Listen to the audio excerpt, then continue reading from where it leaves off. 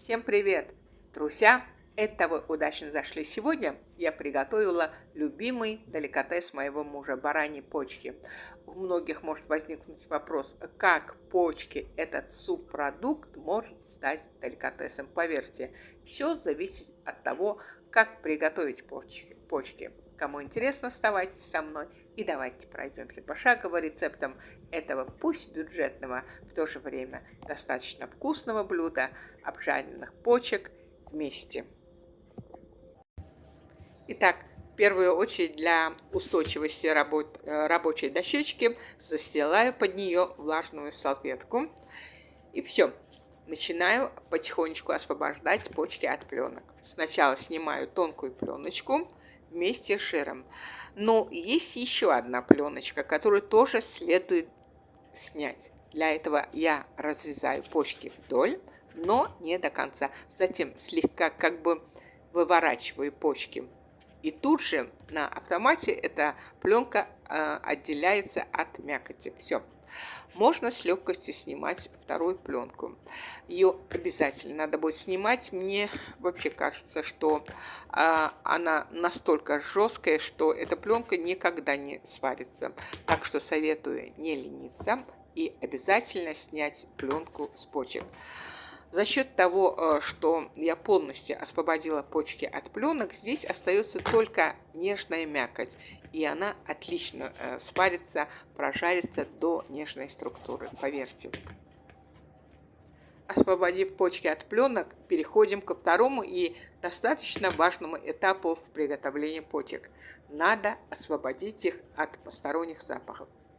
Так как почки фильтруют кровь от токсинов, шлаков и прочих вредных веществ и выводят из организма воду, в принципе, наверняка многие об этом знают, то в них может остаться неприятный запах мочи. Поэтому обязательно надо вывести из почек этот неприятный запах, иначе вы просто переведете продукт. Многие могут подумать, ой, всего лишь субпродукт, а столько возни. Да нет никакой возни. Это можно сделать очень легко. А как же удалить этот неприятный запах из почек? Очень просто. После того, как почки разрезаю вдоль пополам, из внутренней стороны просто надрезаю. Не режу, а надрезаю почки, чтобы внутри раскрылись канальцы. Да, еще такой момент. В принципе, почки можно не просто надрезать, а прям нарезать их на мелкие кусочки. Это тоже поможет раскрыться канальцам. Но, честно говоря, мы не любим почки в таких маленьких форматах, поэтому я нарезаю почки всего на 2 кусочка, а канальцы всего лишь надрезаю. В таком разрезе почки не просто выглядят аппетитно. Цельные кусочки почек остаются более сочными и мягкими. Смотрите, конечно, сами, но я бы не рекомендовала бы вам сильно измельчать почки. А вот после того, как надрезаю канальцы, на несколько часов почки кладу в холодную воду.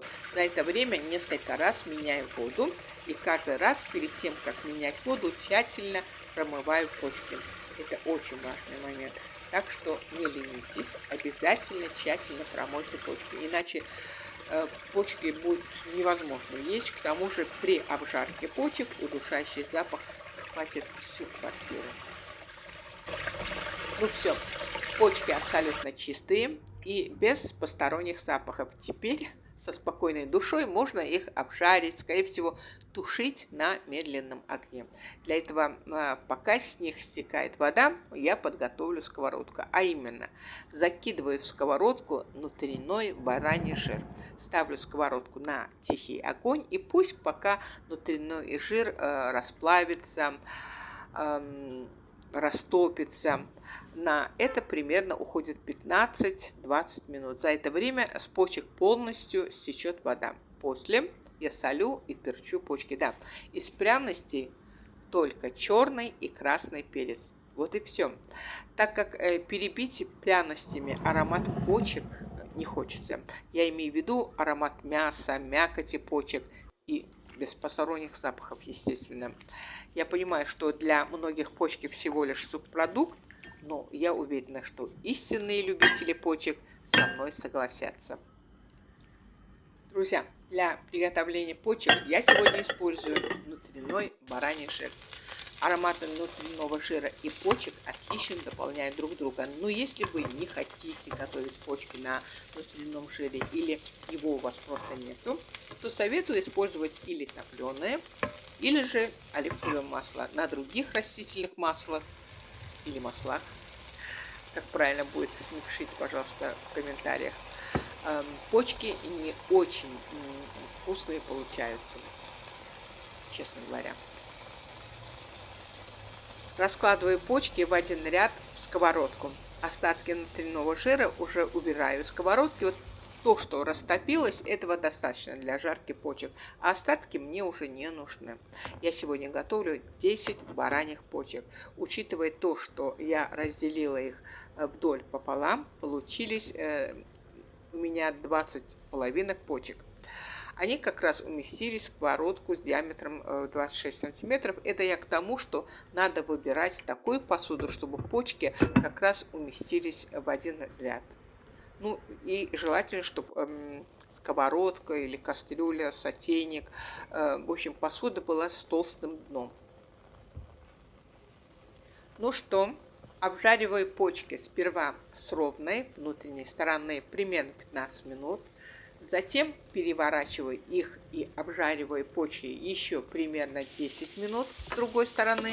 При необходимости можно их обжаривать еще по 5-6 минут с каждой стороны, ну как бы по второму кругу. Вернее, даже не жарить, а дать им томиться на чуть ниже, на огне чуть ниже среднего. А совсем под конец слегка дать обжариться на маленьком огне, чтобы почки полностью насытились ароматом обжарки, но в то же время не подгорели. Ну что, друзья, небольшой деликатный подход при готовке к одному из самых бюджетных продуктов, как почки, и вуаля, нежнейший и сочнейший деликатес бараньи почки готов. К бараньим почкам я обычно подаю или жареную картошку, или же картофельное пюре.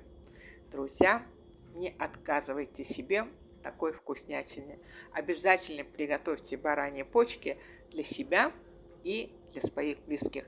А я всем желаю приятного аппетита, хорошего дня, бодрого настроения. Благодарю всех за просмотр, за ваши лайки и отзывы. Я пока прощаюсь с вами, но буду ждать вас у себя в гостях. Ведь я и рада, всегда вам рада.